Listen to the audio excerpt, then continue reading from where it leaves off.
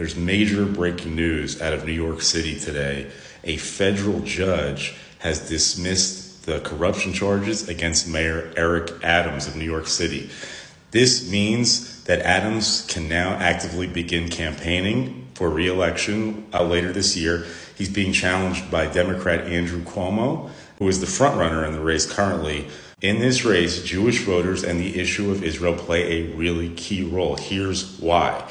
Cuomo has come out hard against his opponents in the primary, who he sees as anti-Semitic.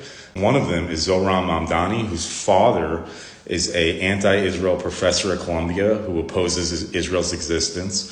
Mamdani is a member of the DSA. He is a vocal critic of Israel, a vocal supporter of the Palestinian cause against Israel in the current conflict. He has on repeated occasions used anti-Semitic remarks, anti-Semitic imagery.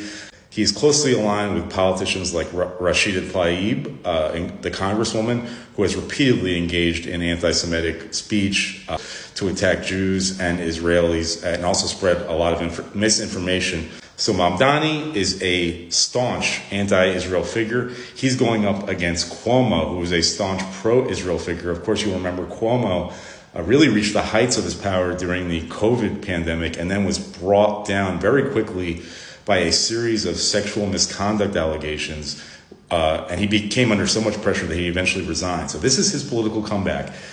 He's come out hard against what he's seen as Adams' soft handling of anti-Semitism on college campuses and throughout the city, and those protests have often involved anti-Semitic speech and actions. And he's come out really hard against Mamdani, who is of course opposed to Israel, and another candidate in the race, the only Jewish candidate, Brad Lander, who is also a left-wing figure to the left of Cuomo, to the left of Adams, and is seen as anti-Israel, including by many Jews. And of course, New York City has the largest Jewish population in the country. When voters go to the polls this year, they could make up a significant portion of the electorate.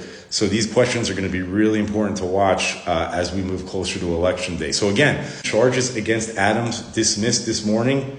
Like every other story these days, Donald Trump is involved. How is that? Well, Donald Trump's Justice Department, shortly after he was elected president, decided to drop the charges against Adams. Now, Adams had been charged with bribery, fraud, and other corruption charges under the Biden Department of Justice.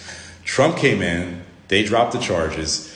Immediately, critics alleged that it was a quid pro quo. The allegations were that Adams, in exchange for his charges being dropped, would let the Trump administration come in and have carte blanche with their immigration crackdown in New York City. Adams has rejected that notion. I'm going to keep a close eye on this race for you guys. We've got Jewish issues, we've got Trump, we've got New York City politics, we've got Rashida Tlaib, we've got Mamdani, we've got the DSA. It should be a really fascinating mix of storylines going forward.